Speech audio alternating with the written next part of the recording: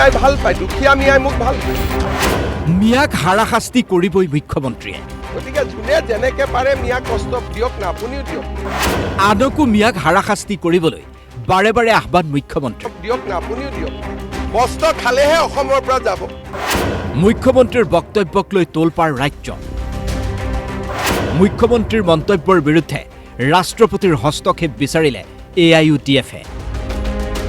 ২৬ৰ নিৰ্বাচনো মিয়া ইছুৰে পাৰ কৰাৰ অংক বিজেপি তথা হিমন্ত বিশ্ব শৰ্মাৰ। ২৬ৰ নিৰ্বাচনতো ধৰ্মীয় মেৰুকৰণৰ ৰাজনীতি যে পূৰ্ণগতিত চলিব তাৰ উমান এতিয়াই পোৱা গৈছে।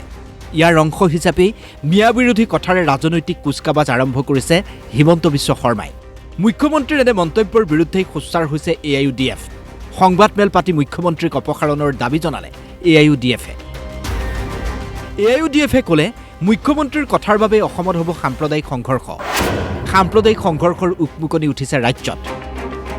সৌভাগ্য আমাৰ এনেকুৱা মুখ্যমন্ত্ৰী পালোঁ, যি মুখ্যমন্ত্ৰীয়ে নিজে কয় মই যিমান দিন মুখ্যমন্ত্ৰী হৈ আছোঁ মই মিয়াক কষ্ট দিমেই, মই জ্বলাই থাকিম। এজন মুখ্যমন্ত্ৰীয়ে যদি এখন ৰাজ্যত এনেকৈ সাম্প্ৰদায়িক সংঘাত সৃষ্টি কৰাৰ কাৰণে প্ৰত্যক্ষভাৱে উচতনি দিয়ে, ইয়াতকৈ দুৰ্ভাগ্যজনক কথা আৰু একো হ'ব নোৱাৰে।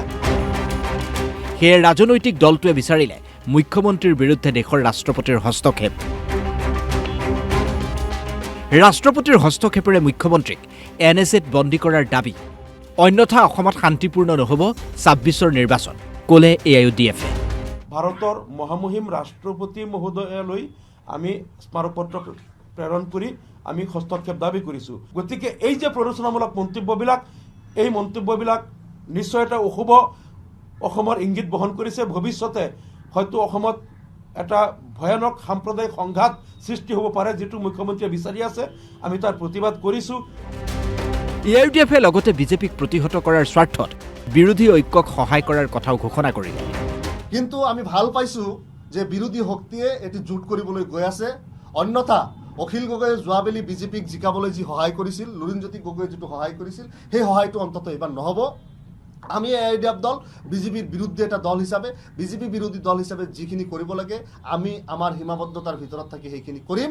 আমি মিত্ৰতাত মহাজোঁটত নাথাকিও আমি সকলো ধৰণৰ মিত্ৰতা মহাজোঁটৰ ধৰ্ম পালন কৰিম। আপোনালোকক প্ৰমিছ দিছোঁ। আমি বিচাৰোঁ যে এই বিজেপি, এই জালিম শাসকৰ অৱসান হ'ব লাগে। কেমেৰা পাৰ্চন দশৰথ তালুকদাৰৰ সৈতে মাধৱ দাস, DY 365।